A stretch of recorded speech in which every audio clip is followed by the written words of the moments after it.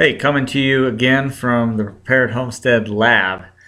And I want to talk to you about processing sheep, because that's what we did today. We processed 4 sheep today. And actually, the last time I did a vlog, I said we were doing it that day. And I don't remember what that day is, but we couldn't do it that day. Okay, and that happens. That's just a fact of life. I don't remember what happened. But we had to delay it until today, which is March 28th, so Monday. So we processed 4 sheep today, and we processed Barbados Soye sheep. Okay, that's what we have personally, or had personally. Our sheep are more for pasture reclamation. They're good at rejuvenating pasture because they eat browse and weeds and things like that. It's kind of like a goat, so they're probably in the middle between a goat and a cow. A cow is eating only the good stuff. Goats will eat just about anything, and sheep are probably somewhere in the middle. So we did that. They're not, great meat sheep, but they're good eating. I mean, we've processed them before. But I want to talk to you a little bit about processing animals, because that's an important part of homesteading, farmsteading, whatever. And I'll be honest with you, most homesteaders don't do it themselves. Sometimes they will. I mean, of course, there's people out there that do that. A lot of them, I don't have time for that, so they kind of push it off to somebody else, or they send it to a custom processor or whatever. And that's fine. You can do that. But I just wanted to convey my feelings on that. There's something that is about processing your own animals that connects you to the land more so than just about anything else. I really feel strongly about that. So as much as I don't like it, we do it because of that, and we appreciate our meat more. It's not just packages in the freezer to us. It's like, man, those were our animals, and we processed them. So we did that. Now, I made a mistake. I should have processed those sheep prior to winter. Here we are, March 28th, and we're finally processing them. You know what? I fed them hay all winter long. And they didn't grow. These are older ewes. We lost our ram right before last winter, last fall.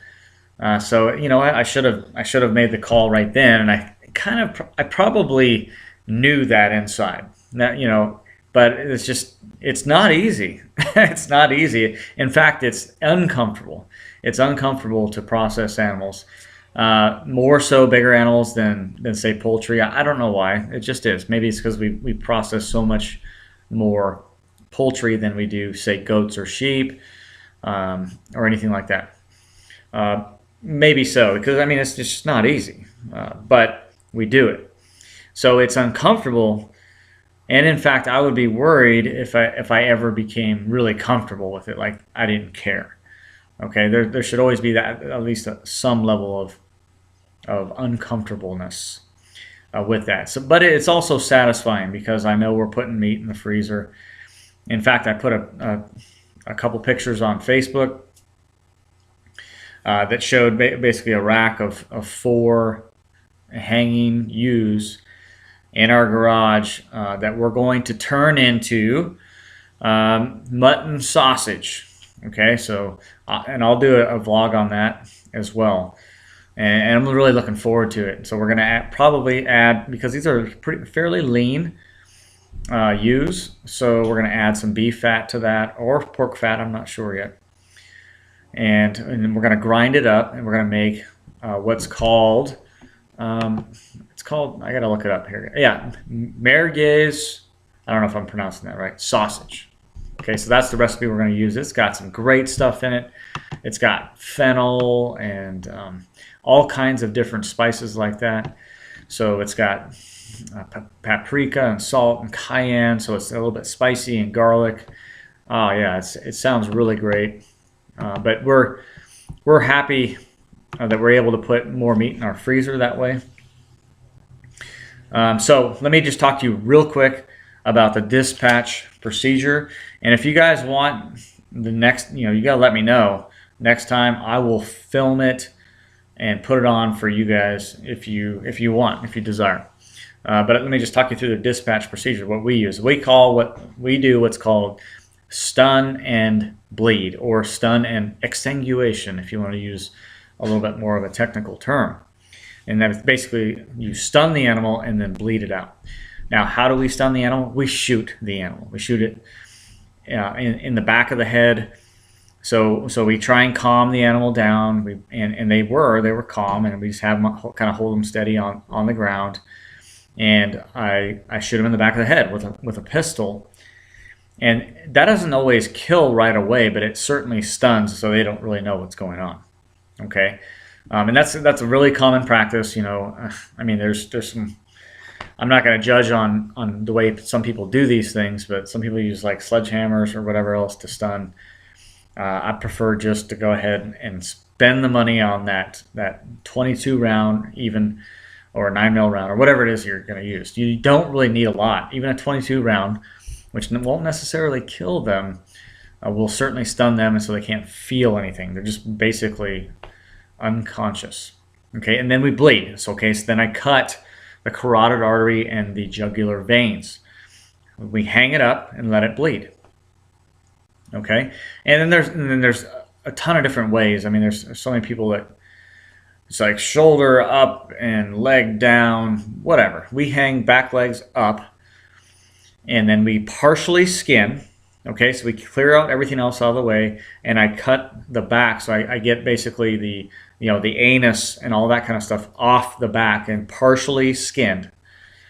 All right, so what the reason I do that is because when you separate the anus, and it's kind of flopping over the backside, if you can imagine this, and then when we cut into it and gut, you can pull the sac and the intestines and everything forward, and you don't get any of that stuff on the inside on the meat. Okay, it's very effective. It's just a simple way to do it. It's very effective. So then like I said, we partially skin, and then we gut, and then we'll finish skinning out. And then for us, we hang our animals, and it's still just cold enough where we can do this. And we hang them in our garage, and we moderate and keep our garage at a refrigerator temperature, basically somewhere between 35 and 40 degrees. And we'll hang them there. You want to hang them there for a minimum of 3 days. The longer you hang them, the more tender they get. What happens is the animal goes into rigor mortis, and then all that it takes a lot of time for it to basically relax. Okay, and that's why aged animals are so tender and so prized. It's because they have had a chance the muscles, tissues have relaxed, and they're more tender.